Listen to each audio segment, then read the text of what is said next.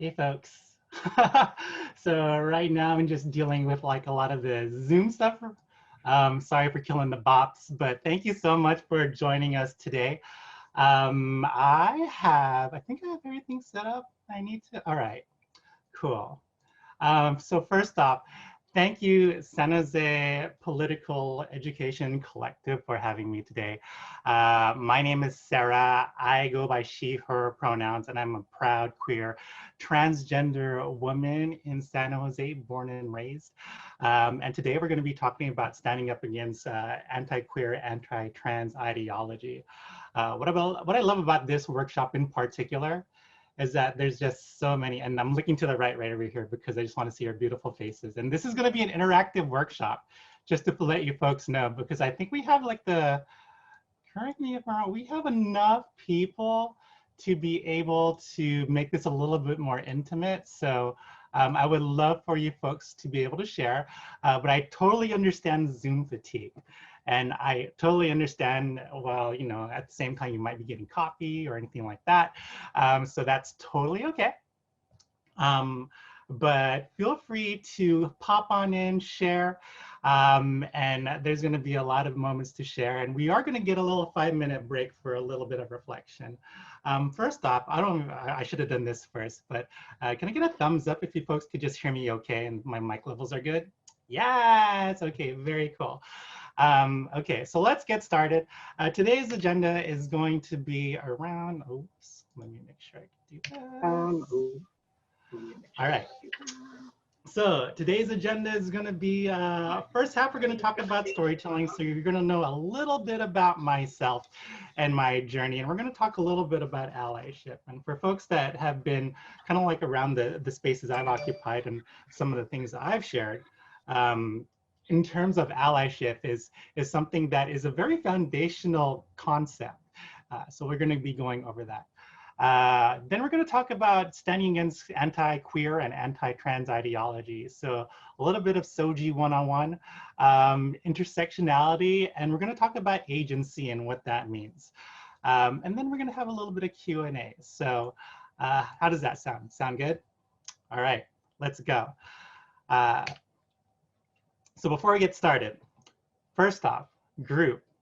And you could come off mic or you could pop in the chat. I have the chat open right over here, right next to me. So what does LGBTQI+ stand for? Do you folks know? I want to make sure that, because these are acronyms, and I understand because I work for county and I also work for Microsoft, and we're super acronym heavy. I know LGBTQ might be a new concept to some folks, but I want to make sure that you folks know what LGBTQI means. And again, there's no wrong answers. Well, maybe in this case there might be, but I could help correct and guide in terms of what LGBTQI+ stand for. Anyone want to take a stab at it? Lesbian, gay, bisexual, trans, queer, intersex. I don't know what the plus stands for though. Oh, very cool. Okay, so good job, A+. So what LGBTQI stands for, or LGBTQI stands for, is lesbian, gay, bisexual, transgender, queer, or questioning, and intersex. And the reason why I use LGBTQI+ instead of LGBTQ is because LGBTQI is it's the global standard. You also probably heard of LGBTQ, LGBT, LGBTQIA, PPI. I mean, there's all sorts of acronyms, but I put the plus to also include asexual, non-binary, two-spirit, pansexual, genderqueer. There's so much in terms of gender identity and sexual orientation that needs to get discussed. Plus covers a lot of it, but all identities within this acronym are valid. Cool. All right. So a little bit about myself. This is totally not me. This is one of my heroines. So Gina Rosero, famous model and activist. And I'm so bummed because there's this summit, and it is a Filipino history month, Filipino American History Month this month. There's also LGBTQ History Month here nationally. And there was this event called Pinaista that I really wanted to be involved in. I offered myself to be a moderator or a host or a panelist or anything like that, because I mean, who doesn't want queer representation? And I got denied. And I was so bummed out because I was just thinking, it's just like I'm probably like the only queer person that you were reaching out to or that wants to be involved with this.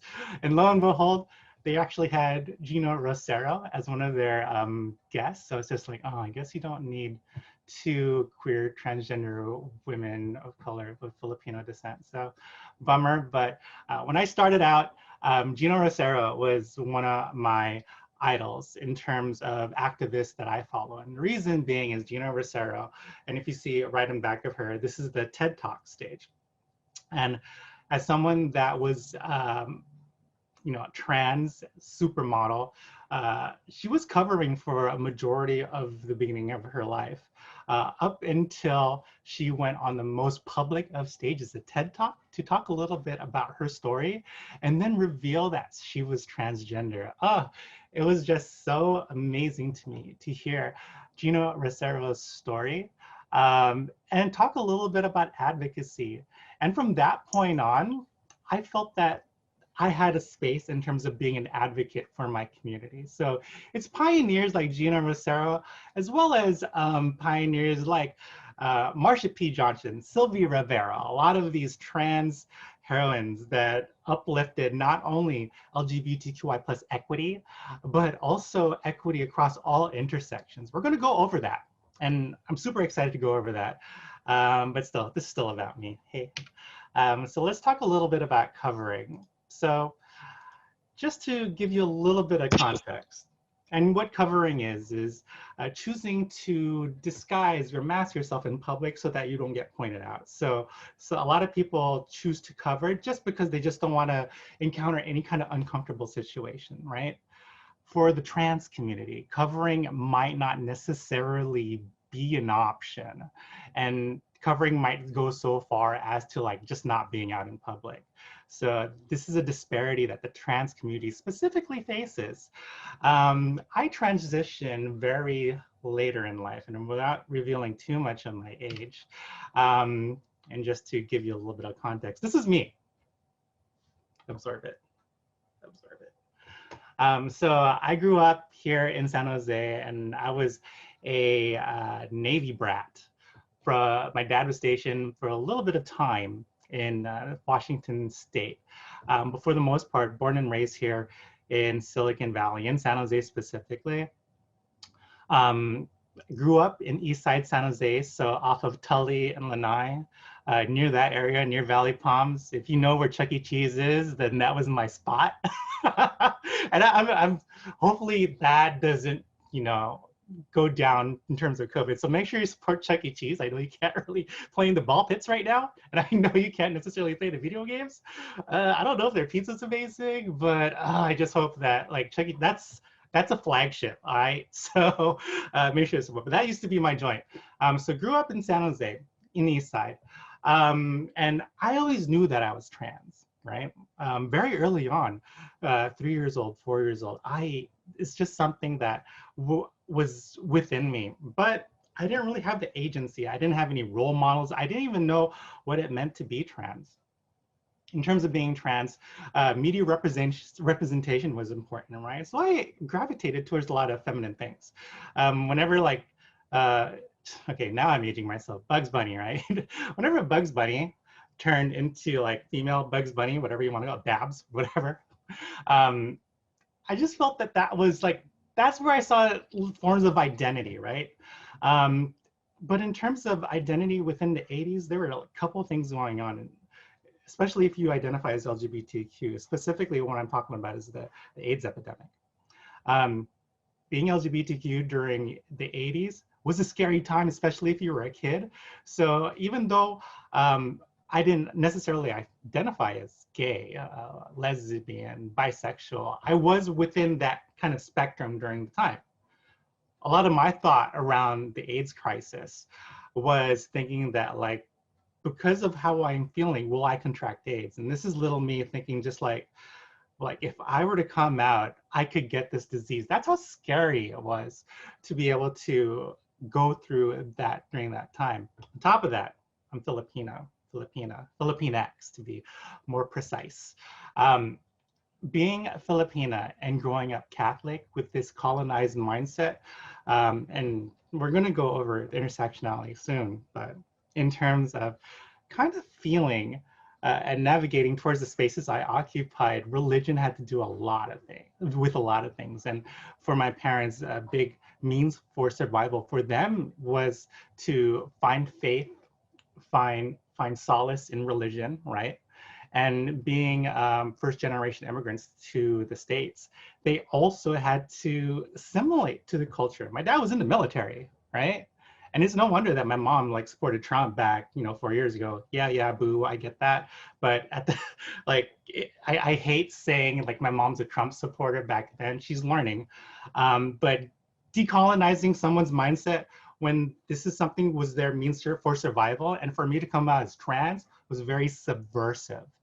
And having to use storytelling, having to kind of like showcase how like I myself could advocate for a community and find solace in the community without the help of my family, that spoke to true power, right? And now my mom respects me in a very profound way, and right now we get along more than ever. My dad's a different story, but my mom is one of my sources of self-care and a way for me to like talk about the things I'm going through. So when I transitioned, this is around 8 years ago, damn, just looking at these pictures makes me reminisce. This is the first like post I ever posted on Instagram, and I took to social media as a way for affirmation, for being able to be visible. I wanted to be visible, and I took this very personally in a manner where I was just thinking like, I could just do this better. And that's what I wanted to do. And this wasn't really steeped in advocacy. This is before I saw the TED Talk by Sera. But I just took to a lot of ways where I could just show what my gender is. I took to social media. Okay, now I'm aging myself.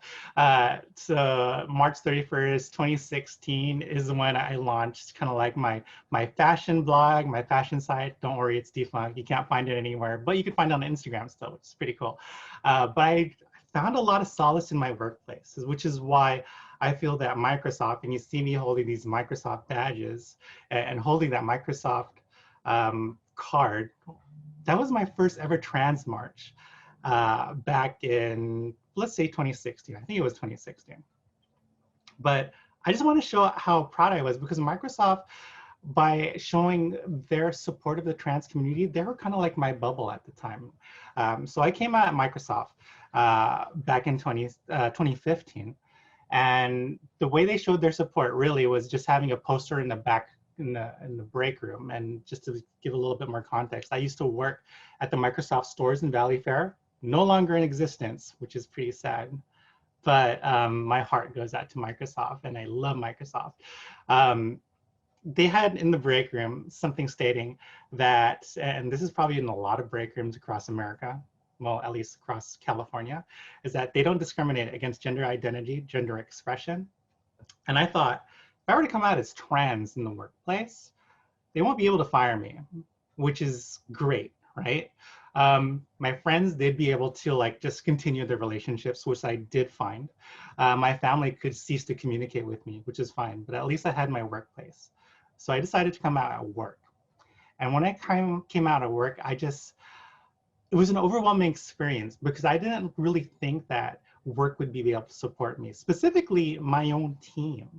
A lot of people, like one of the most powerful things that my management peers were able to say to me is, what do you need from me? How can I help you? How can I support you? They didn't know what trans was. And I know for a lot of people, they're still trying to understand, trans. They're still trying to understand non-binary. They're still trying to understand queer. They're still trying to understand the they, them pronoun. Doesn't make sense, right? And for me as a trans woman, it's infuriating, but at the same time, we have to understand that people are in a process But there's those out there that are just very anti-trans, anti-queer, like they don't believe it just because of how they're raised. This is what implicit bias is, right? Everyone has some form of implicit bias within them, but it really takes a deep level of understanding, reflection, and just seeing where you come from to see what your beliefs really are. But for me, like I didn't really distance myself from religion, and I identify as, I still identify as a Catholic to this day, even though I don't go to church. But there's a lot of things where I just feel Catholicism and kind of like the core foundation, what Catholicism is embedded with me. But during that time, I still sought to go to the social media and all that to just show that, I could affirm myself. I also did a lot of hiking, but, hiking is like, that was before. Microsoft empowered me so much, and they gave me so much ability to gain access and to be able to transition the way that I could, that I felt like privileged to the point where I felt like I was stealing, to be quite honest.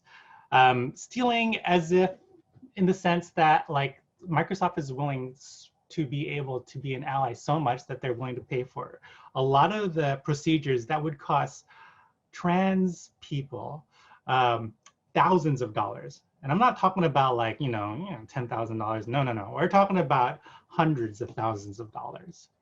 And for trans folks to be able to live in their authenticity, having your outward appearance be able to match how you're feeling inside is very important. And back in like the 80s, the 90s, even the 70s, like people went out of their way to be able to be their authentic self and to show that. Microsoft gave me a lot of access to those tools. And what I did with Microsoft is just like, I just felt I had to give back in a very profound way. So what I did with Microsoft is I started doing storytelling events similar to this. Like a lot of the stuff that I'm using in today's presentation, especially the stuff that you're seeing right now, this is what I used for storytelling. So excuse the older pictures. I had to like go back to the archives for some of these.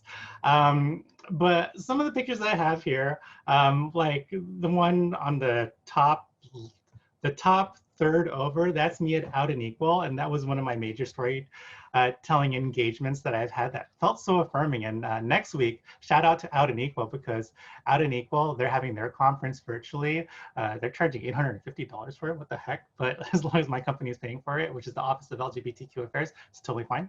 And it's half off because for government, whatever. Anyways, that storytelling event just gave me so much power. And it was even before that where being able to have a microphone in front of me, have like, a camera in front of me, and just be able to tell my story, I just felt that as very empowering. And I just wanted more of it. Got involved with Silicon Valley Pride, being able to see and dissect what was Silicon Valley Pride missing. And back around 2-3 years ago, when I went to my first Silicon Valley Pride, I just walked around and I just thought, there's no one here that looks like me. There's not enough members. Like I'm looking at people and like I'm looking for people to like, not necessarily hook up, but make connections with, right? I wanted to make connections with a lot of people.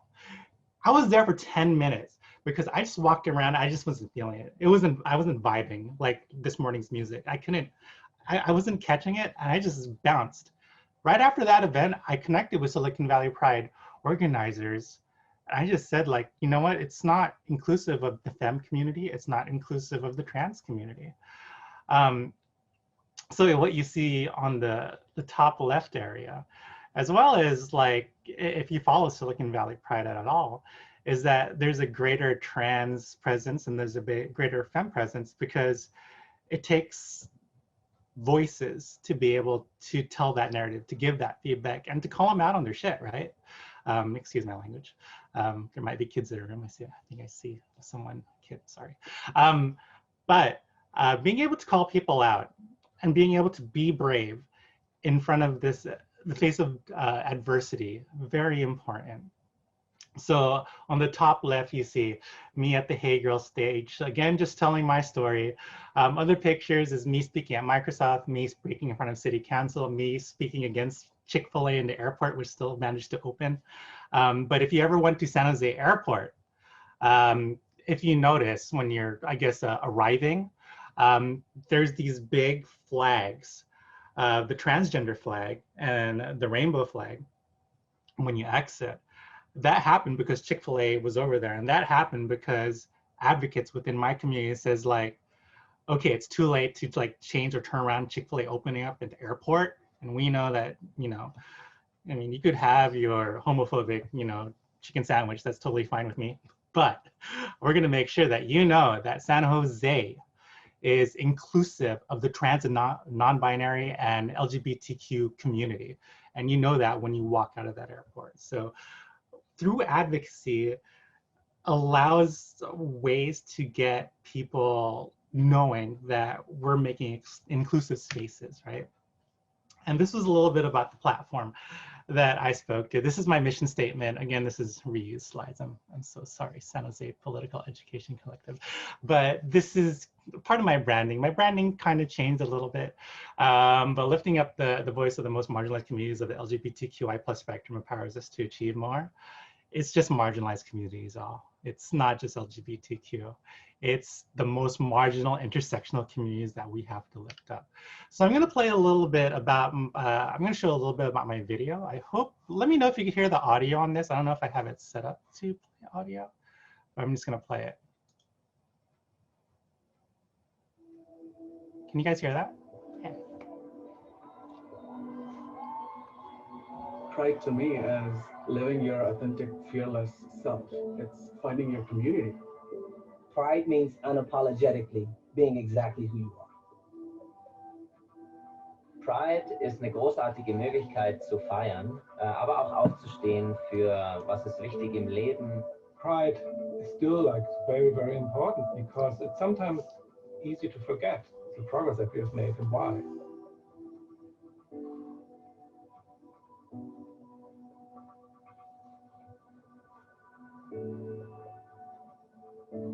The attitudes of the general public around queer folk were so different then, and this was the thing that got the discussion going. Stonewall, it's like a big band for LGBTQ activism. Stonewall to me is courage, it's resistance, it's resolve. Sylvia Rivera comes to mind. Marsha P. Johnson comes to mind. They were the first at Stonewall to start this call for equality. Those were times when people took action. They fought for their rights. And so we're asking the question, how will you take action? Uno no puede cambiar el mundo de la noche a la mañana por sí solo, pero puede tomar diferentes ideas y ver diferentes acciones para mejorar el ambiente local que lo rodea a uno. We have to continue to go on with what Stonewall has started 50 years ago. Let's see what we could do, and let's see how we can move forward when it comes to ensuring that everyone can live as their authentic self in this world.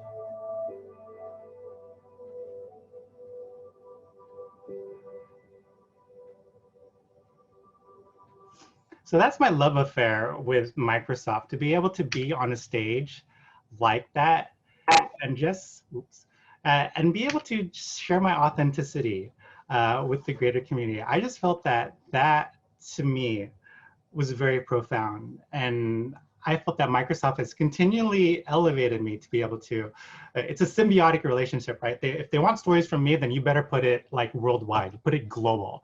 That's what I had.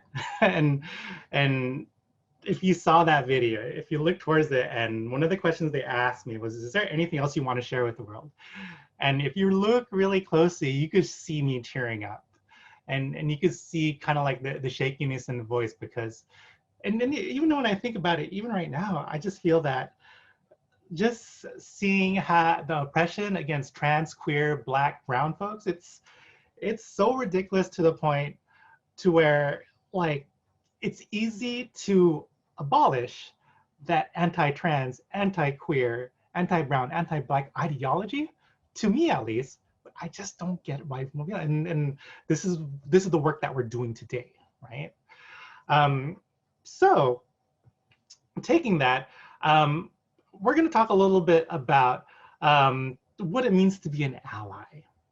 And before we do that, I just feel in terms of being ally and what makes, and if you're looking for tips from me, is a little bit of self-reflection. And we talked about this a little bit earlier, right? Reflecting on your access, reflecting on your privilege, and seeing what you could do to be involved, you know?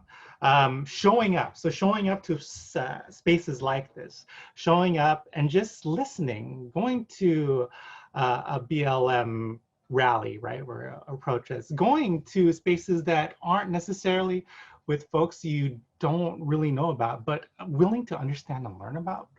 The communities that are within your environment, very important. And taking action, seeing what you could do to be able to contribute, right?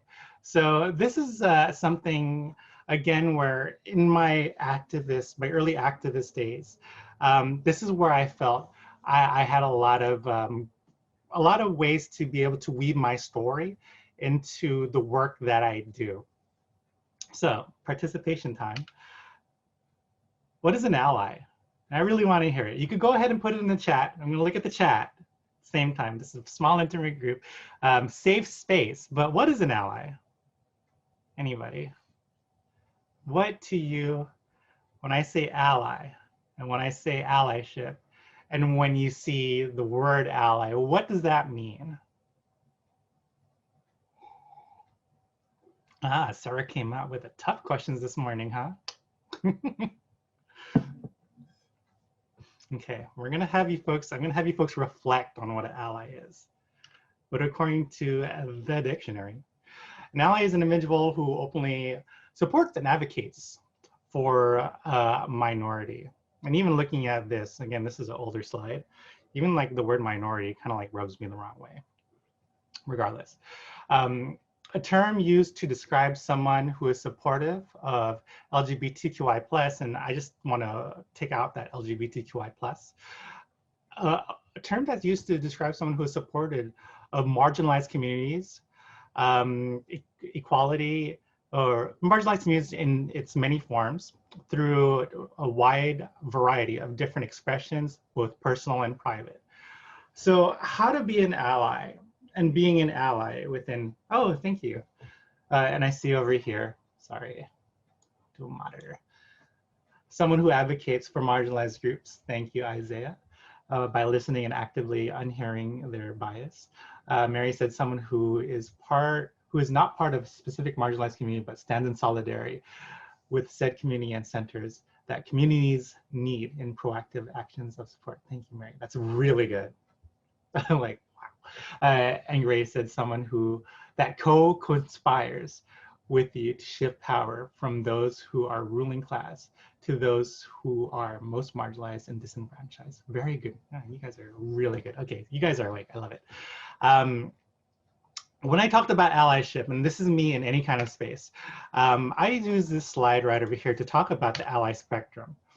So when it comes to allyship is a journey. And that's something that a lot of folks have to understand, that if you want someone to get from, I want to learn about it, to someone where I'm going to fight for you, then we have to understand that it's a journey, right?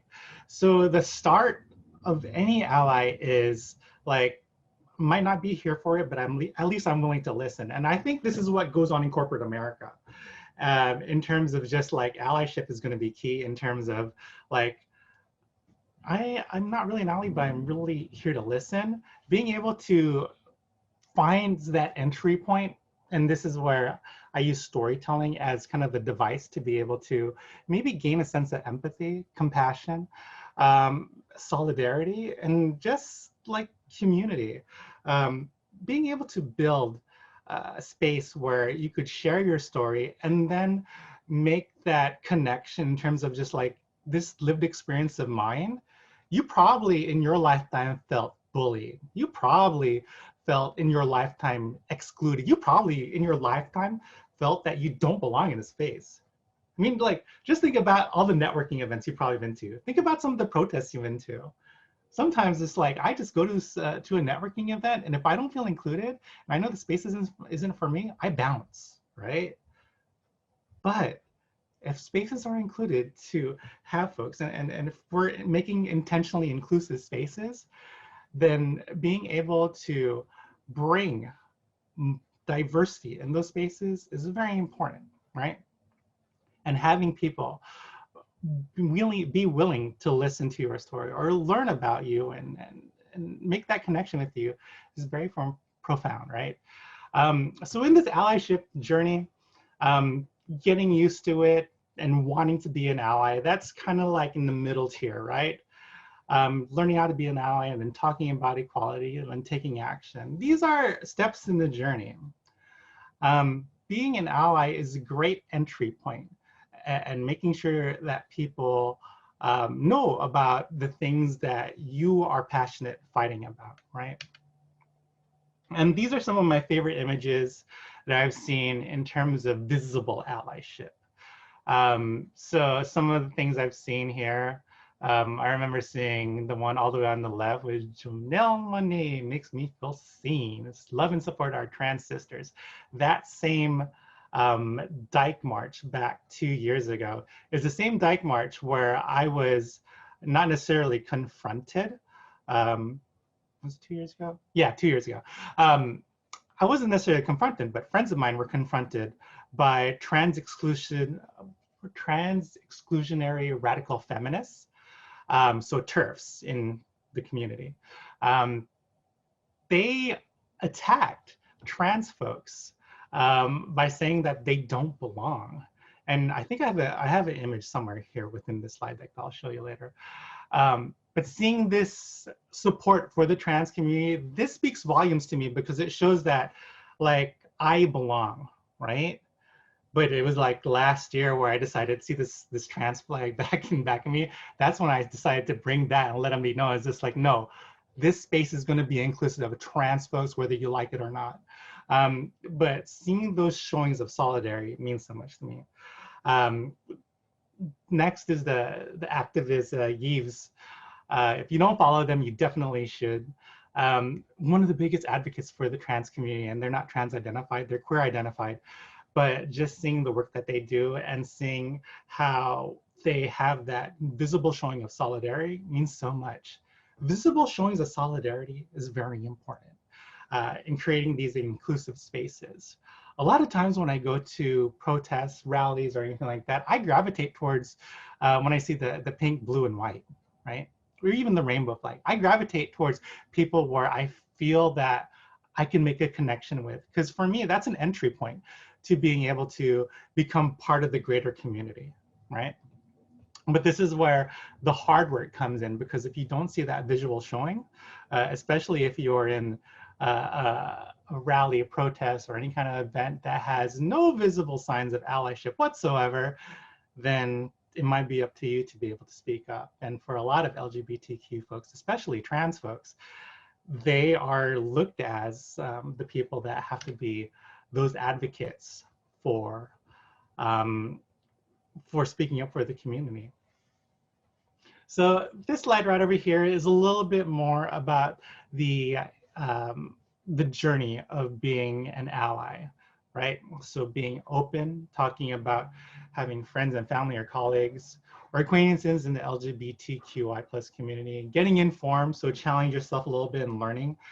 This is why I wanted to hold a little bit of this space today to educate a little bit on not only my experience, but as well as my thoughts about anti-trans and anti-queer sentiments and ideologies that are out there, and how we need to stand up against those ideologies, right? Speaking up, and this takes a lot of guts, because I've been in a lot of spaces where I get misgendered and there's just no one to speak up for me other than for myself. What people do is that they do check-ins, which is, I think check-ins are very important. So depending on what kind of environment you're in, like I'm an activist, right? And there's times where I get misgendered, where it's kind of like a fight or flight reflex. And that's a terrible way to go about things, right? It's like, should I fight them? And like, I'm not gonna physically fight them, but should I confront them about it, right?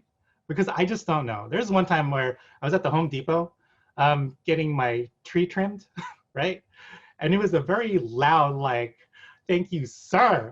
And it was outdoors because they wanted to hear. And it's just like, I just didn't know whether I should correct them in the moment. But there's a lot of moments where there's no check-ins that happen. There's no one asking me how that felt, nor is there any opportunity where I just felt safe in confronting. So this goes on with the trans community a lot in terms of just how are people doing when a microaggression like misgendering happens? What happens in that space? How do we deal with that? And how do we cope with this? Feeling isolated in that moment where you can't really do anything is just so disheartening. And you could ask a lot of trans folks, and I'll just speak on behalf of myself, is that I could remember every single time I was misgendered, all the way from 2015. And I could remember all those times that where it hurt me the most. And a lot of times where it hurts is, oh, I got misgendered this week. It wasn't at the drive-thru at the Dunkin' Donuts. And excuse my diet, but I try. But in terms of getting misgendered, it's a very disheartening thing. It's a very, like, it won't make me feel like, oh, I can't get through the rest of the day. But it's something that's always in the back of my mind. Is just like, I think what I feel is that, like, I'm trying to figure out what I did wrong, where it's just like, it's nothing that I did wrong.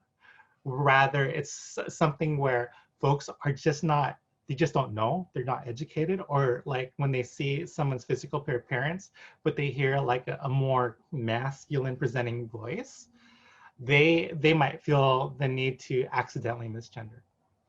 Fair.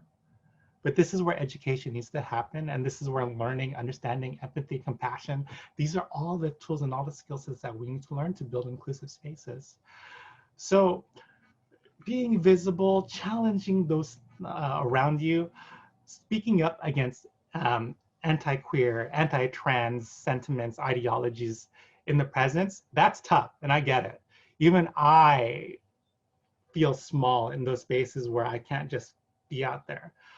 But at the same time, building community and being able to stand up for one another, and in the presence of a microaggression, even simply checking in with someone and saying, how are you feeling? How are you feeling emotionally? How are you feeling physically? How are you feeling spiritually?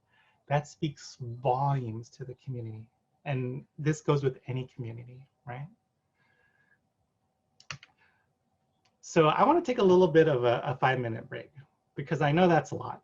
But I just want you folks, and I'm gonna, this is your cue, whoever is like doing like the playlist, this is your cue to get that set up, because we are gonna take a 5-minute break.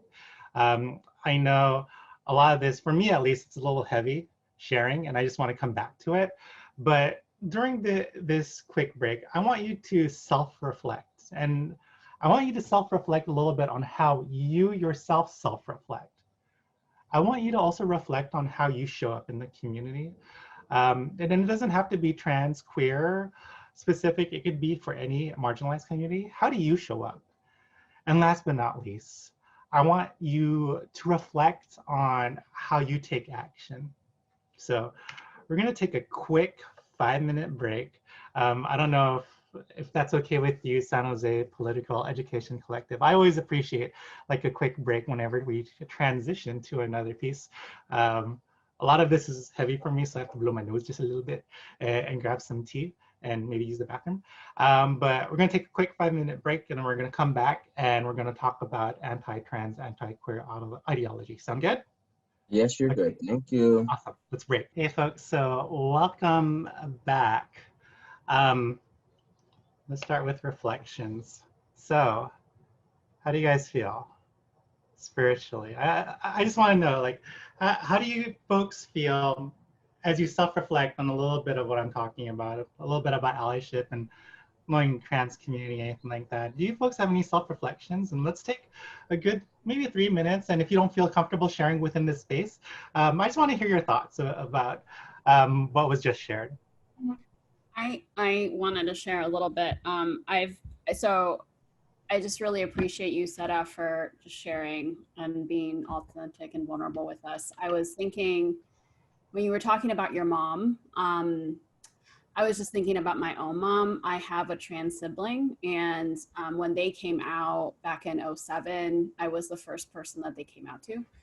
And I remember like having like a conversation with my, well, for one, it didn't go over well. And I think over the last 10 or so years, I think it's just been like, it's been really hard to hold space with her, right? As she like unlearns. Like, I love my mom and I really deeply care about her like transformation. I think it's just been really hard. And so I wanted, I mean, and again, in this dialogue that we're having, I'm just wondering how you've been kind of, how like you've been kind of in that process of transformation yourself with yours. And I just, I can't help but think that I haven't, like, I feel like I haven't been the best like support system for her in her transformation, just because I feel like it's been hard to hear all of the nastiness that's come out of her mouth towards my sibling. And I feel like I've always wanted to protect them. And I don't, like, how do you do that? Like, even now I'm just like she's better. But I don't know that it's, I don't know. There's also this like biculturalism, like she's an immigrant, that I think part of it and the ways that she grew up, it's just not something that's explored or talked about or unpacked. And so I think it's just been hard for her to really kind of think about all of it.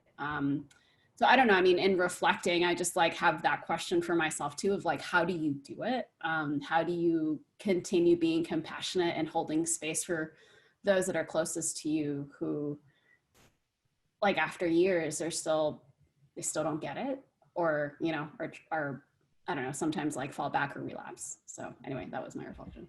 Yeah, thanks for sharing, Gray. And it's really heavy stuff, right? Because you could be out there in the activist field and come home to a very aggressive, very like conservative, very just like exclusive kind of environment. Like I use my ultimate card. I was gonna say Trump card, but that's terrible. But karma, right? The card I use all the time is just like I was able to let go of the family a long time ago, and I'm just gonna build up my queer family. So either accept me or this is over. And this is where you folks maybe heard it, the queer family or my gay family, like that family is there for a reason, right? Because it's known that anti-trans, anti-queer, it still exists, and that's because people just don't want to learn, and they don't want to, like, they just can't accept it for some reason or another. But again, just reflecting on my means for survival, to be my authentic self, is going to be different from kind of like those who came before me, specifically my parents, right? So their way of coping and their way of survival meant assimilating, and that sucks. It totally sucks, because like they just have to be able to be you know, find identity with the community by just being there, right? Like understanding that they have to be part of the culture to be accepted. And again, you'll hear a little bit about my thoughts about this, but their idea of success in America, the American dream, right, is what we call it, right? It's white picket fence, nice house, possibly a dog, 2, 3, 4, 10 kids, I don't know, right? That's their American dream. But you look today and it's just like, what is the American dream, right? What is, like, and this is different from each and everyone, but I'll tell you this, for me, for myself, the American dream for me is really community. And it's making connections, it's just building community, and just finding solace in people that you want to learn and grow with, right? Dante, I see your mic's off, so I want to hear from you. Yeah, I just want, as a reflection, I just want to say thank you again for being here in this space. I'm learning a lot. I have there's 12 of us, but I have 11 brothers and sisters, and about half identify with the LGBTQ community. And for me, I grew up in foster care. And so I'm just thinking about my experience growing up and always feeling excluded, like the black sheep, if you will, growing up in group homes and stuff like that. So, what I'm trying to reflect on is like, I've always been an outcast. And I know, my brothers and sisters early on, they didn't know how to come out, right? And I didn't grow up with any of them, except for my twin sister. And she's also, lesbian. And so I always found a need to support people that had been oppressed or outcasted, because I understood that feeling. But most importantly, when it came to my siblings, I honestly didn't have the education. I still am learning about the LGBT community, and it's in the work that I do. But I think for me as an ally, it's my job to be compassionate and open, and with an open mind and open heart. And with that being said, one of the things that I do in my work is I work with Tay Youth. And early on in our first house that we got to house young people, one of our young men quite quickly wanted to transition. And I did not know how to support her. And I connected her to the community. And you don't even remember me, but I met you a few years ago at the Women's March. I believe it was when it was at West Valley or one of those colleges, but I met you doing your job essentially, and I had talked to you about getting this young woman connected, and I connected this young woman to your office, and she now has a community, and that was my way of being an ally, because I didn't know what to do, but I really thank you. And just sitting here reflecting, it's not my job or no one's job. I am a Christian, and I believe that, if someone's going to judge, it's going to be him. It's my job to sit here and love and be understanding and compassionate for all of those that are around me in my community, especially those that are most oppressed. And so I just, again, want to thank you for being here and just educating us all, because I'm learning, and I hope everyone else is. Yeah, awesome. Well, thanks for sharing, and apologies for not remembering. There are a lot of people. Oh, it's okay. We meet a lot of people out there. Some people do it to me. They're like, you don't remember me from 3 years ago? I'm like, I'm sorry. I whenever someone approaches me on that, that's where I make it a point where it's just like, I'll remember you forever. And there's like, someone came to me recently, and there was someone I made an intentional effort to be able to connect with, and it was during our Silicon Valley Pride pickup party where we were passing out bags, rainbow bags full of swag. And I made an effort to connect with this person because I just follow him on social, and it's like a trans, queer Filipina youth, right? And I'm like, wow, like your transition is amazing. How can I support you? And and they just followed me on social. When I actually had a chance to talk with them and connect with them in person, what they said to me was, yeah, and this is the youth, right? And I used to go to Silver Creek High School. So for those that, grew up here, I went to Silver Creek High School. So I did a talk at Silver Creek High School. What this youth said to me, why am I being so emotional? What they said to me when we were during this pickup party was, they said, I don't know if you remember me, but I was in the back of the classroom during that one time you went to our GSA meeting. And I didn't remember them. And said like, yeah, I didn't transition, but yeah, like I just, during that time, like I was going through a lot of stuff. I'm like, damn, you look good. And they didn't find, maybe the environment to come up as trans, queer, or live within their authenticity at that time.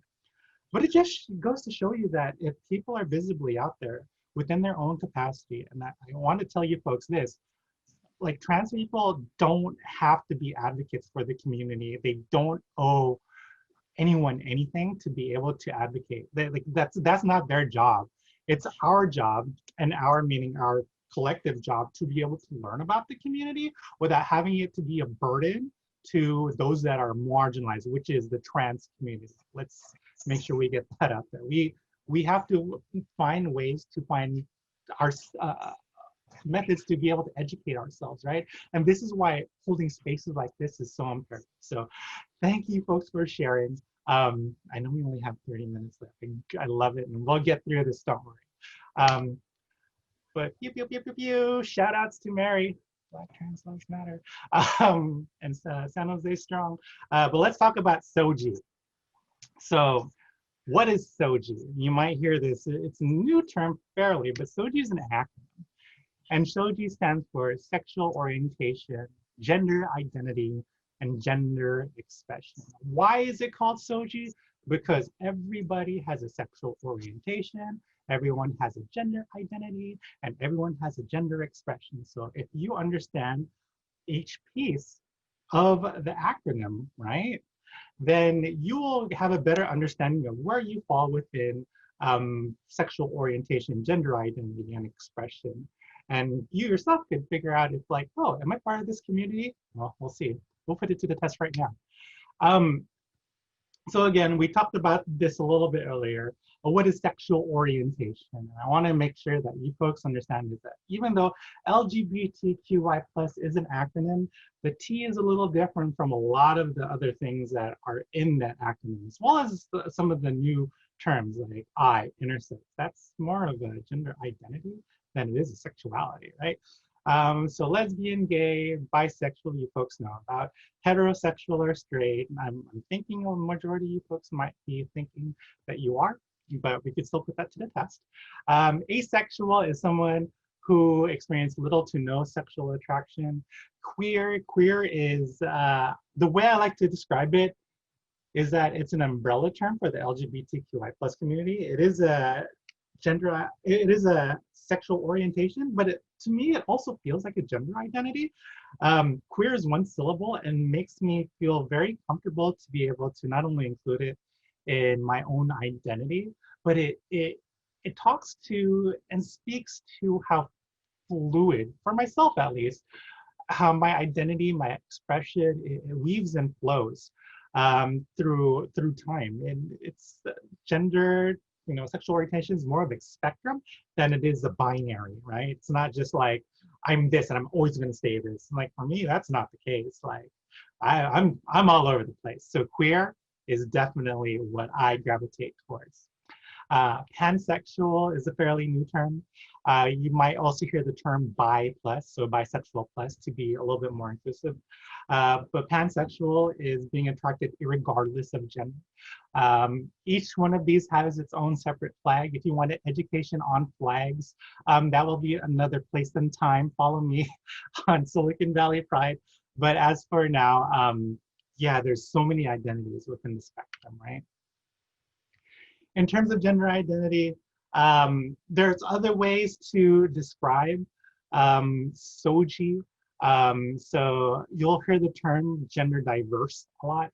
And it's an umbrella term used to describe the evolving array of identities of people that may apply when their gender identity or expression does not conform to the typical norms or stereotypes, right? So a lot of times you'll hear, a lot of professional environments, so you'll hear gender diverse. Transgender is an umbrella term used to describe a person whose gender identity does not necessarily align with their sex assignment at birth. And you also might hear alternative terminology. I use trans woman a lot, so there's that. As my neighbor passes by and I'm yelling this outside my window. You also might hear non-binary queer. Non-binary should be, it's an accepted term, and it's actually an identity marker on your California driver's license if you identify as such. But non-binary is other gender terms that indicate a person is not exclusively male or female. Then cisgender, and this is going to be a politically charged word because somehow people found a way to make this a politically charged word, but it just describes someone that identifies with their gender assigned at birth. It's simple, it's really easy stuff. So about pronouns, what is a pronoun? So he, she, they. I see some of you have your pronouns out, love it. If you see my pronoun, it says siya right over there, and that's the they pronoun in Tagalog or Filipino, however you want to say it. But siya is something I learned, so I want to make sure that I put that there because that's my heritage. but it's any word that can replace a noun or a phrase. Why should I ask for anyone's pronouns or offer my pronouns? Well, I mean, if you're creating inclusive spaces, we can't just make an assumption about someone's pronoun just by living them. So by able to visibly show your pronouns, especially in these virtual environments, and I know a lot of you folks are in these virtual meetings and you probably send a ton of emails and things like that, or you occupy social a lot. Being able to put your pronouns for some people, and this is not inclusive of every single queer person or anything like that, it just shows that you're creating a space for someone to share their pronoun if they choose to do so. When I see someone sharing their pronouns, I know that they're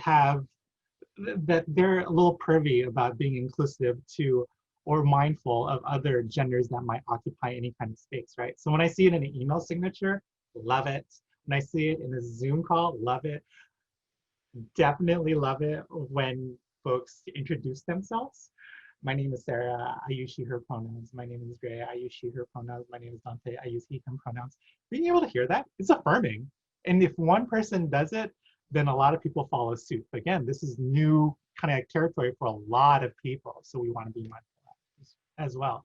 So when you offer up your pronouns, you can create space, which I love. Should you call them preferred pronouns? The answer is no. And the reason being is because identity is not a preference. I don't prefer to be female.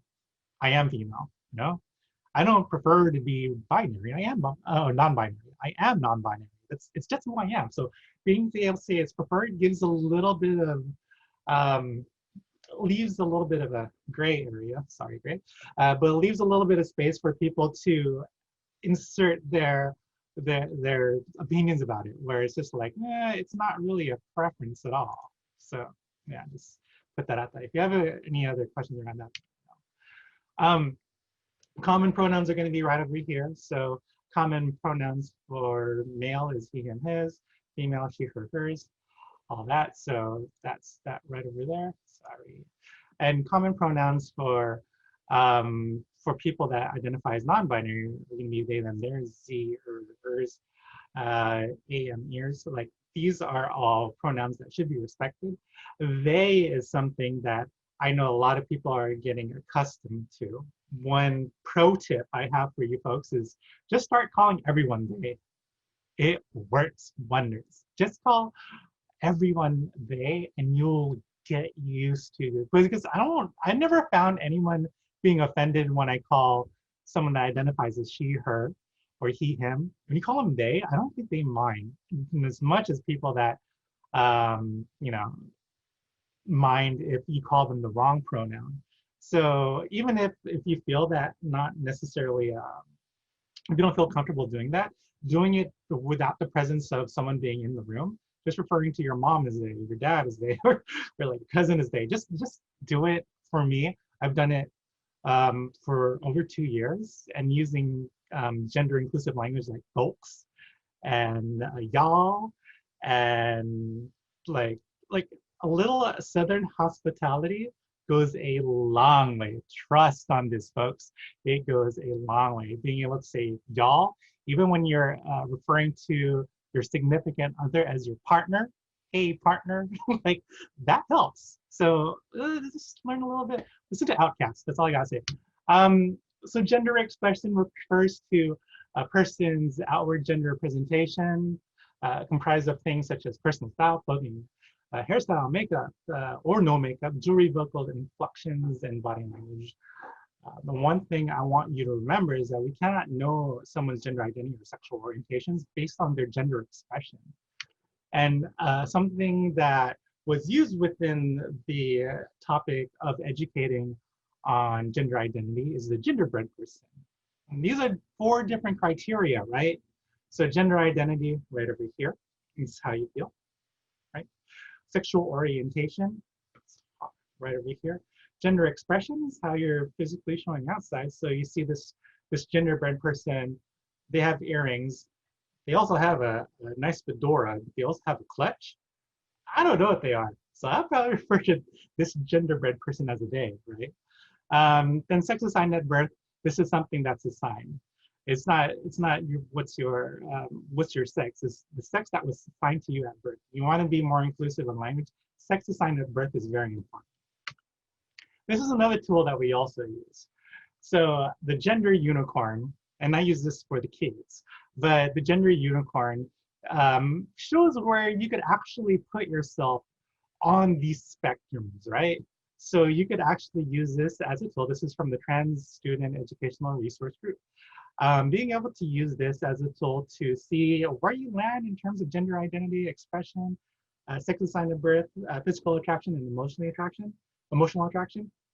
This actually helps you identify where you land within the spectrum of SOGI. So this is a little exercise, right? And you could feel free to use this tool, but this is where I would scale myself. So as for sex assigned at birth, I would say, I remember I was assigned male at birth. I'll put start up there. My gender identity, well, let's tip on the other side. So I'm more woman than I am genderqueer. So I'm going to tip all the way to the woman side. My gender expression, for me at least, give me a second, it's borderlines on feminine, but remember how I said that gender is a little bit fluid, and that's why I like the word queer for me. It sometimes goes androgynous, especially when I'm on my one wheel and when I just feel like working out. So it's like, I don't want to put on makeup, I don't want to look girly, but I'm more on the scale of feminine. And as for sexual orientation, I'm not necessarily in the middle. I fluctuate, but I'm more on like the bisexual, lesbian side. But that might change, who knows? Queer, right? So it's not determined by body parts. It's not distinct from or everything is distinct from one another. One thing I would say is just avoid your assumptions when it comes to assuming.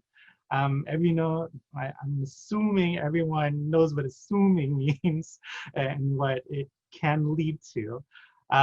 So you could actually avoid making assumptions by creating inclusive spaces. I know that's different from sexual behavior. Some common best practices in knowing how to talk about gender, sex assigned at birth, and sexual orientation in a non-biased way. And that could make folks that are within the LGBTQIA+ community feel more, welcome and safe. Creating an environment of accountability and respect requires everyone, the whole community, to work together. And don't be afraid to politely correct your colleagues if they make insensitive or factually incorrect comments. And do so in a manner that doesn't make them feel that they're being attacked. So saying like, those kind of comments are hurtful to others and do not create a respectful work environment. It doesn't have to be in the presence of everyone. You don't have to say like, that's wrong in front of everybody. You can just pull them aside and just like, hey, like, I just want to talk to you really briefly about what you thought. And being able to understand that people are also learning along this journey is crucial in this kind of working, creating inclusive space. Some other best practices you could do, instead of saying transgendered, instead of saying transsexual or tranny, and don't use the word tranny. I don't like it personally, and I don't know, from the looks of things, people in my community don't like that word. Just say transgender. Trans is okay. Trans is totally okay. Instead of saying sexual preference or lifestyle choice, it's sexual orientation. Don't use the word hermaphrodite. That is an antiquated word. You could use the word intersex to denote someone, and just note that there are a lot of folks that are born intersex. This is a common thing, and the thing about, and this is fairly new, even in my work, finding about intersex is there's a lot of folks that are against this, taking away someone's sexual identity at birth, and this is the parents. So there's a lot of work behind the scenes of ensuring that like gender identity or sex assigned at birth is up to the person that's born, not necessarily to a doctor or parents. So that's something that's new that I'm learning about. Ask me in a year and maybe we can have a talk about that. I'm learning about it. Sex change operation, it's not sex change operation, it's gender identity. Can you talk a little bit more about gender identity versus gender expression? Yeah, so gender identity is, again, who I identify as. So when I say my gender identity, I say, my name is Sera, I go by she, her pronouns. That's how I identify. If I say I have they, them pronouns, or if I identify as non-binary, this is just my identity. This is who I identify as. And in any kind of space, you have to respect that. In terms of gender expression, that's the way you outwardly express gender identity. But the thing is that in terms of like managing your assumptions and not making these assumptions, you have to understand that not everyone's going to express their gender in a manner that matches their gender identity, if that makes any sense. So when you're expressing gender identity, if you don't know, create an inclusive space, make that conversation feel welcoming, and maybe someone could share their gender identity if they feel comfortable. I worked in customer service for a very, very long time. Building trust with people is very crucial in creating inclusive spaces. So build trust with someone, and if they share their gender identity, or if you could easily ask and say like, hey, I want to be respectful, what pronouns do you go by? It's a very easy, it's like, or how could I respectfully address you? That's something I also picked up. How can I respectfully address you? I always like offering up my pronouns. So like, hey, my name is Sera. I go by she, her pronouns in every like Zoom meeting or any kind of meeting I'm in. But making those inclusive spaces allows for people to express their gender identity without necessarily showcasing it on their gender expression. Gender expression is a tool, but that just allows, like, again, like this tool right over here, like you can see I'm dressed very feminine. That's my gender expression, a showcase of my gender identity. But there are a lot of times where I could be like the most femme presenting, right? And I would still get misgendered. And that's something where it's just like, this is where you don't want to assume gender. And based just on gender expression alone, you want to make sure that you're mindful of the space that you occupy. So pausing and reflecting, I think we're going to skip this, but as we go through the next section, why are we talking about LGBTQI+, lived experience, allyship, SOJI? Like, why are we talking about this? In a survey that I had, my new role is with the Office of LGBTQ Affairs, one of the things that I've done was that I created a countywide survey asking folks how inclusive the space is for folks to be able to, live within their authenticity. And I also solicited, like, what can we do to make spaces more inclusive? There's two things that came up. Number one, education. To be able to talk about, anything that is anti-trans, anti-queer, anything like that, we have to understand, we have to educate, and we need training to be able to understand these concepts. So even before I get into a lot of the charged work I do within political action and equity, I want to make sure that we understand what LGBTQI+ is, what it means to be an ally, what a lived experience is. So I kind of bait you by telling you a little bit of my experience. Then talking about allyship and what SOJI is. So this is all education. You can always refer to me to be able to, talk to you about this in depth. But let's talk about this era of agency. So I like to use the word agency a lot. I like to use the word platform. I like to use the word access a lot. And this is new work. So I see Isaiah out here. So shout out to Isaiah, you made the cut. I also I added new pictures, and this is actually an old slide, but this is me in my advocacy work. Oh, thumbs up, thank you, Isaiah. This is me in my advocacy work here locally, as well as through the years. So I just added a couple new pics. But one of the things, if you look on the bottom right, was that that was the trans rally that was held in downtown San Jose back 2.5 years ago, when the 2 years ago, when the leaked memo on rolling back healthcare protections for the trans community was introduced. I got so like politically charged and so like, this is bullshit. that I decided like within 48 hours, let's hold this rally. And I use my platform, my access to be able to get folks to be able to come out, share their story, create platforms for people to talk about how they're feeling, you know, folks within the allied communities as well as the trans community, especially the trans community, to share what they're feeling in that moment. And I think, I don't want to say activist was born that day, but it did really bring up the body over. These are some of the things that we encounter, right? If you look at the top left, the article goes, where's all this energy for the attack on Black transgender women? That's 2019, that's 2018, that's 2017, that's 2016.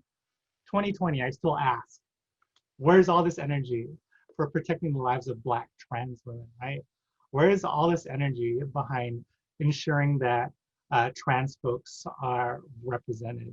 And you see what's going on within the greater world today, right? With rollback protections for trans folks in the military, in safe and supportive housing, and in healthcare. Yeah, we can now get jobs, and that was introduced in June this year, which is phenomenal, thanks to the Supreme Court, and I pray for the Supreme Court, honestly. But like rollbacks on some of the things that allowed for equity for trans folks, this is something that's very real to the community. So intersectionality is where I feel that a lot of the discussion around identity and equity, this is the space where discussions need to happen. I invite people to talk about intersectionality within my intro. So if you've been to some of my events, you'll see me out there, really out there. My name is Sera. I go by she, her pronouns, and I'm a proud, queer, transgender woman of color. I also interject, like, you know, Filipino woman. I also use just woman. Like, there's so many things where I want to make sure that I state my intersectionality. Intersectionality is a term coined by Kimberly Crenshaw. And why I think intersectionality is very important is because if you don't identify as intersectional, then it's not going to be visible. One time there was a meeting where someone asked me, well, Sera, why don't you just identify as a woman? And when I see you as a woman. But it's just, that's not all of me. I'm not just a woman. I'm also a queer woman. I'm also a woman of color. I'm also a trans woman. I'm all those things.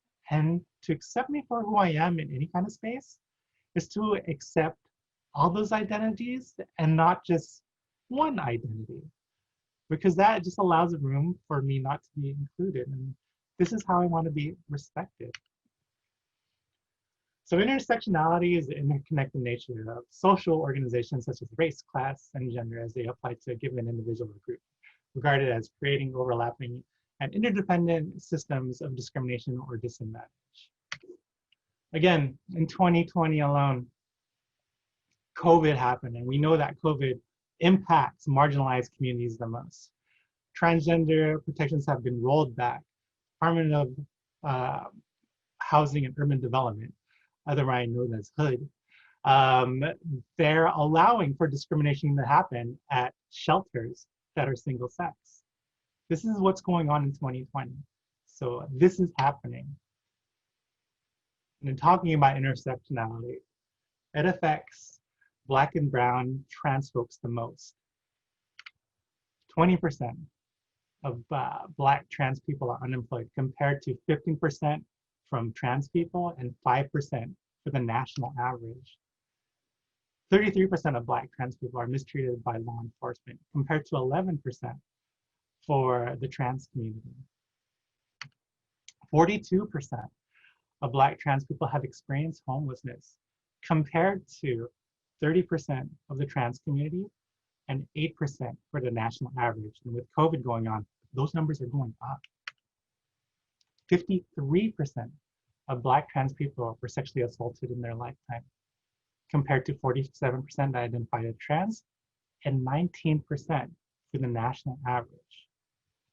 In this year alone, 17 Black trans lives, 2 within 2 or 3. A lot of these just pop up, and this is what caused me grief in my life, right? 17 Black trans lives were lost due to anti-trans violence in 2020 alone. And we are accelerating in trans lives lost due to anti-trans sentiments and ideologies this year than last year. It's mind-boggling, especially during a year where a lot of us are sheltered in place. This is what I bring to me in every rally. Every rally I go to, this is my Google Doc. And if you invite me into a rally and you see me on my phone, it's because I'm trying to memorize all these names and I'm trying to include all these names. And when I say her name, Nina Potts, say her name, Rhea Milton, say his name, Tony McDade, I can't keep up because the number of lives lost, if you look on the right side, those are the number of lives lost this year alone. And it's heartbreaking. It's heartbreaking. A close friend of mine, Ethan Alexander, came out in a very profound way at work yesterday. Works for Microsoft, so shout out again to Microsoft. You know, my love relationship with Microsoft. What does the LGBTQ community got to do with the racial justice movement? And he said, intersectionality is a thing. I'm just gonna read it out.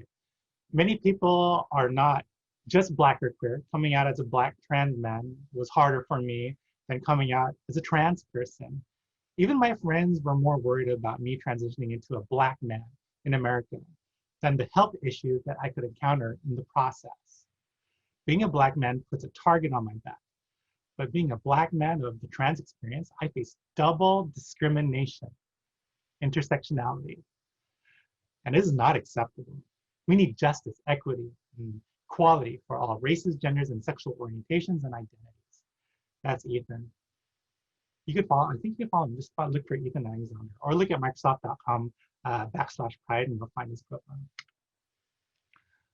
So why do I say all this? I just feel that we need to get people uncomfortable. We really need to get people uncomfortable.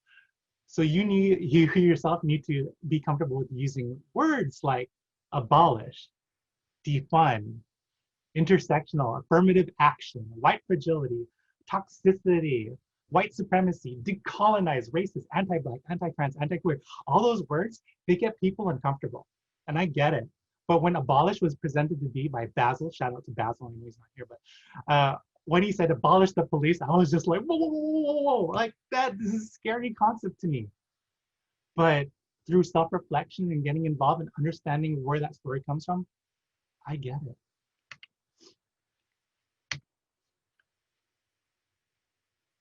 So this is where you could find yourself. And looking at this Venn diagram, and I know I'm running time. Is it okay if I go 5 minutes over? Is that okay? I'm just gonna go 5 minutes over because I have a treat for y'all. Thank you so much. So, and this cuts into a break. Maybe we shouldn't have taken a break, but I know y'all needed it. So this is the space that I occupy personally in terms of where I leverage my time. So I see it as either time, talent, or treasure. These are my levels of investment. So a lot of times I spend my talent. So here I'm leveraging my time and my talent to be able to talk about trans, anti-trans, anti-queer ideologies, right? Then there's other people out there that exist with only spending treasure, which is valid in being an ally. But I feel personally that occupying just one of these spaces, like saying just your time and just your talent and just your treasure, that's great. And that's leading to the steps of becoming an ally. But if you want to be beyond an ally, if you want to move past this idea of allyship and beyond like how you can make greater impact, I say be a change agent. And that's where you want to operate in all three of these, right? It's okay to operate in two, but if you get all three going, then you are at a wonderful space. Time, talent, and treasure operate within those three places, and you're doing phenomenal work. And I know that folks on this call are doing phenomenal work. I just know the body of work and the talent that's in this space.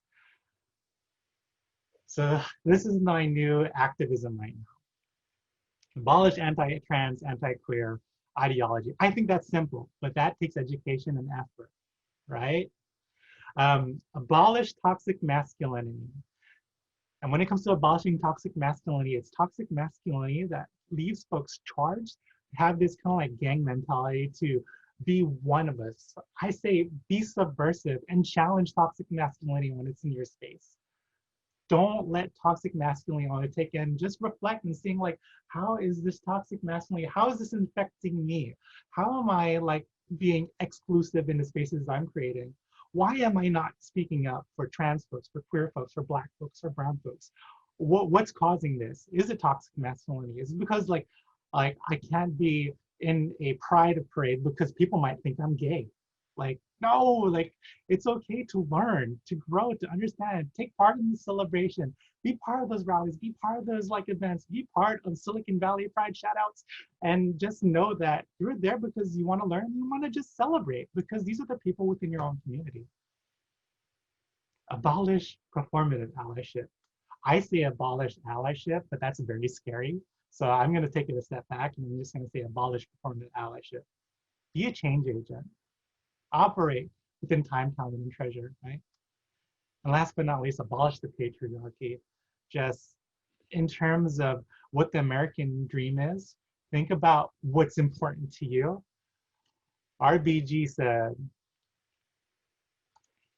if you just don't live for yourself, but live for your community. Fight for what you believe in, but do it in a manner that allows others to lead.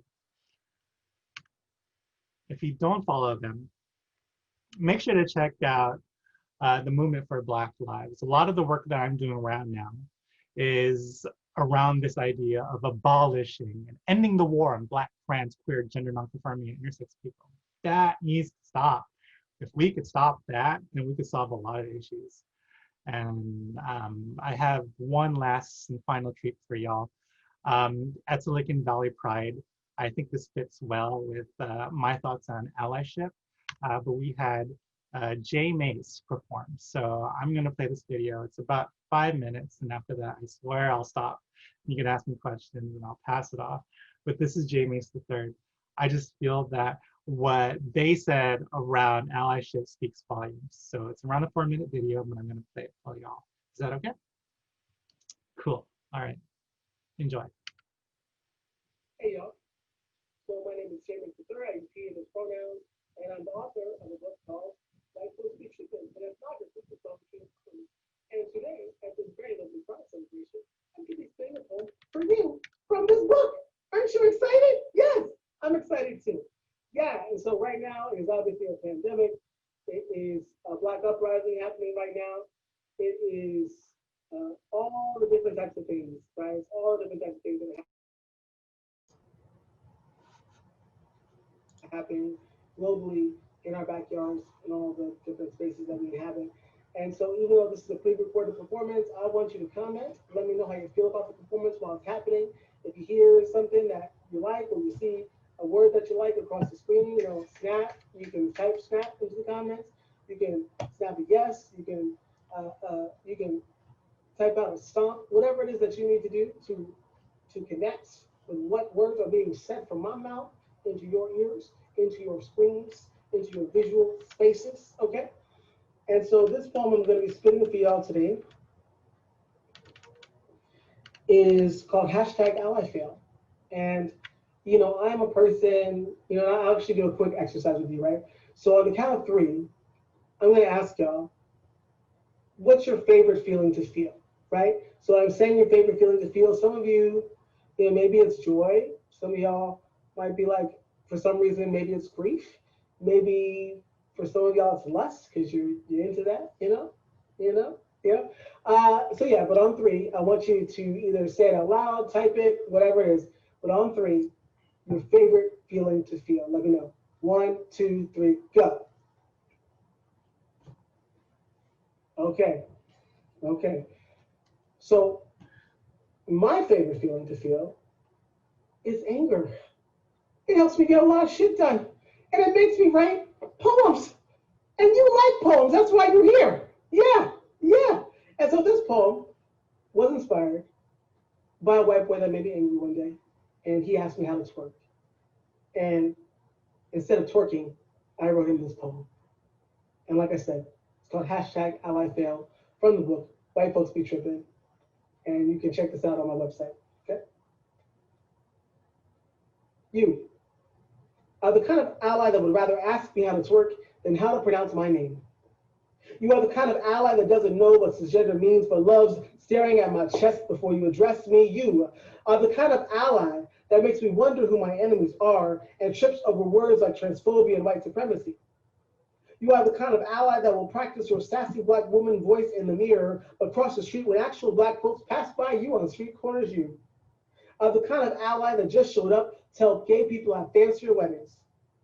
You are the kind of ally that wants to take pictures together just for advertising purposes. You are the ally reading white fragility, because reading white women talking about race are the only people and experts on race that you're willing to recognize. You are the ally that calls my family's neighborhood up and coming, but would never want to bring up the word gentrification. You are ally on white horse, seamlessly scooping down to rescue me from my own depravities. You are the kind of ally that shops only at Whole Foods. You are the ally that doesn't realize being gay doesn't stop you from having white privilege. You are the ally that tells old black men how adorable they are when they're cleaning your floors. You are the ally that sends me links to social justice articles you've only read the titles to. You are the ally that will think, well, gosh, this couldn't possibly be a poem about me. You are ally waving righteous sword that loves to hear me tell a sad story over and over again because vicariously living my pain gives you some street cred. You are the kind of ally that thinks intersectionality uses too many damn syllables. You are the ally that loves commenting on the texture of my hair.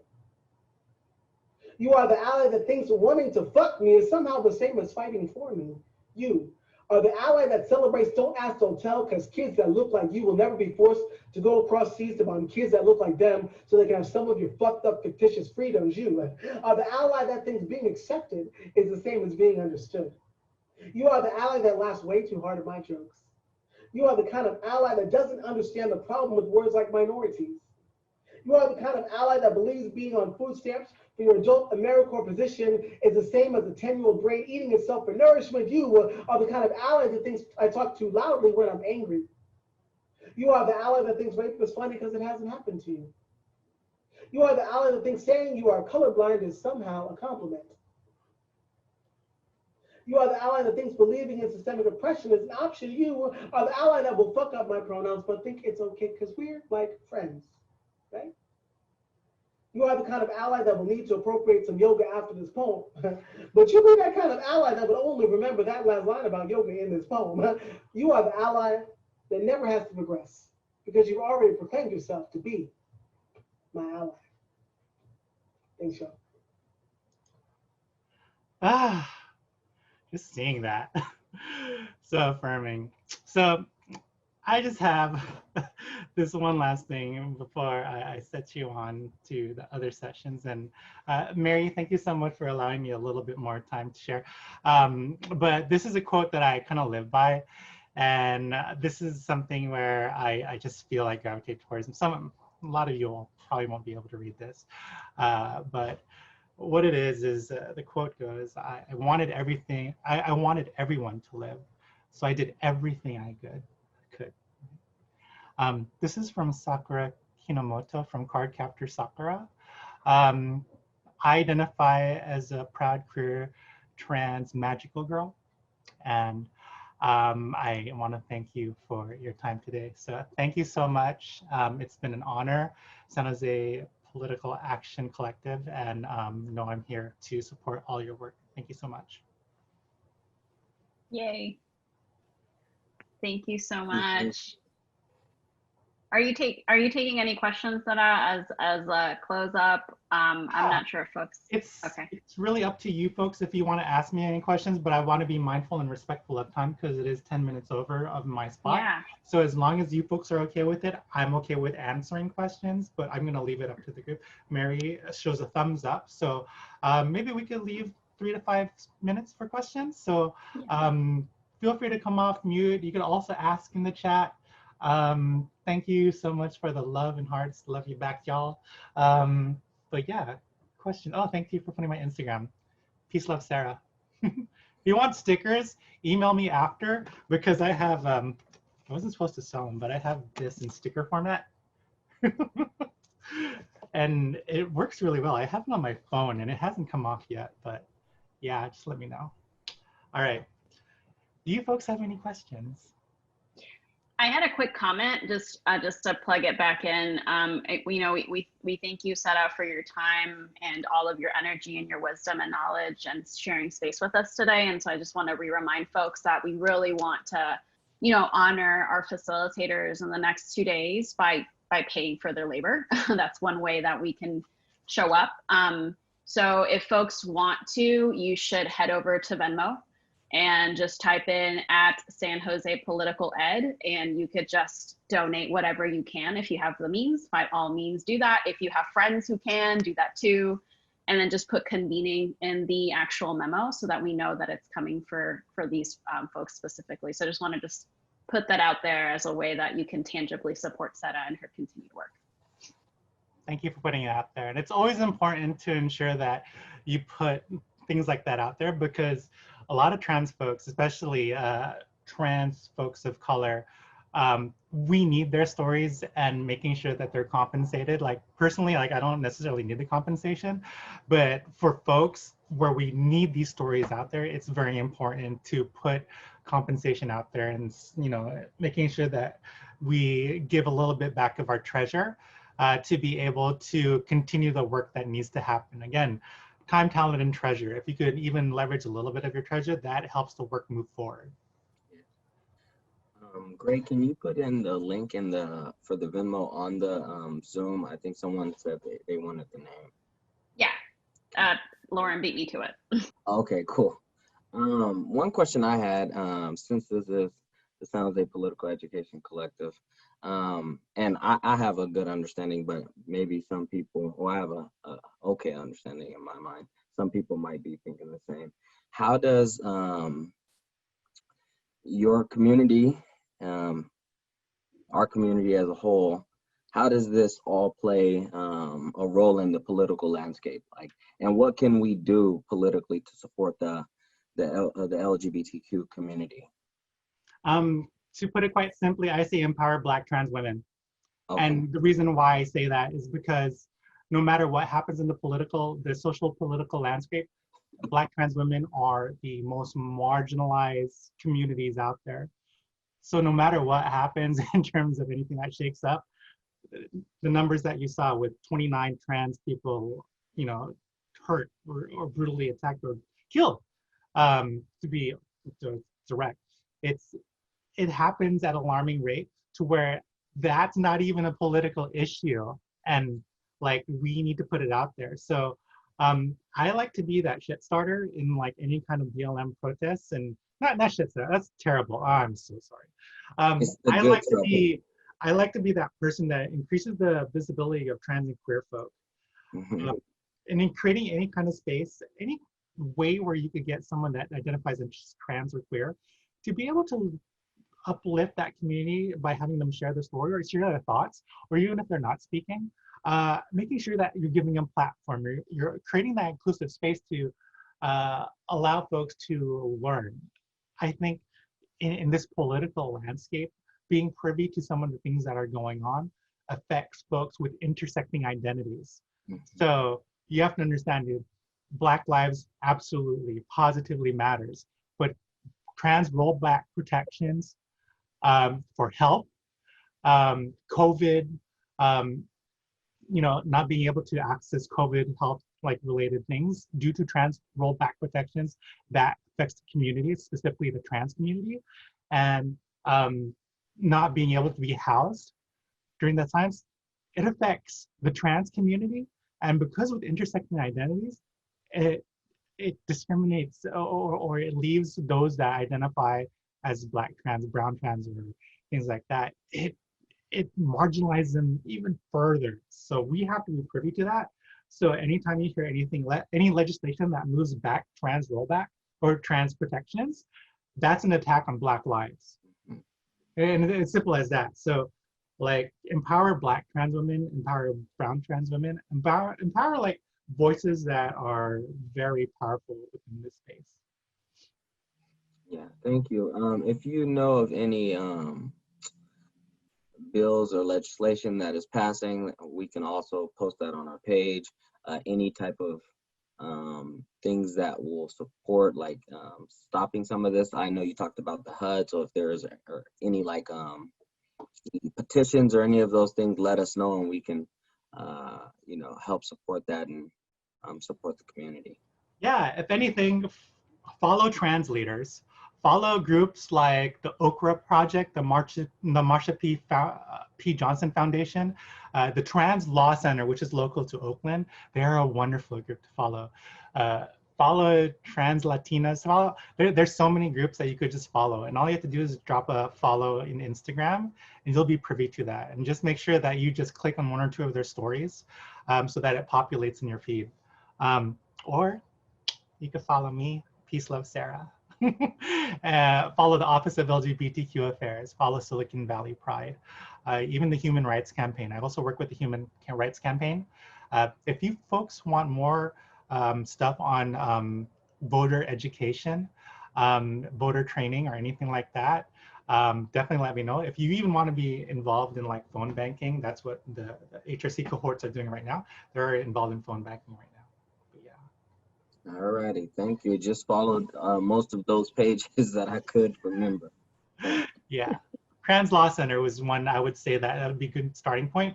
Or just tag me on social and I'll be able to share these links with you. I just followed you as well. Yes. Awesome, yay. Okay. Alrighty, thank you. I think we're, yeah. If there aren't any questions, and I also just encourage folks to take the time that you need. I don't feel like you have to stick around. I know that we're on a break. If there's one more question, so that our amazing facilitator can also hop off or just take a break, now would be the time. No more questions. Thank you for the donations too. We Yeah. just got a few. Yeah. Cool. Well, thank you so much, Sera, for all of your, your time, your wisdom, your resources. You're just amazing. We are so grateful for you, just in every sense of the word. So thank you so much. Thank you. Thank you, Sera. From the bottom of our hearts, thank you. We're gonna go to lunch now. You guys have a great lunch, everyone.